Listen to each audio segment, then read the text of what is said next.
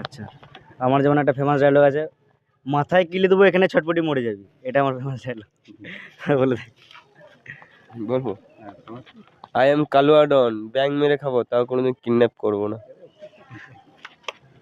আমার একটা ডায়লগ আছে যেটা হলো মাদার চপ। আরো আলাদা আলাদা আছে বলে এখন আমি বলতে পারবো না সামনে।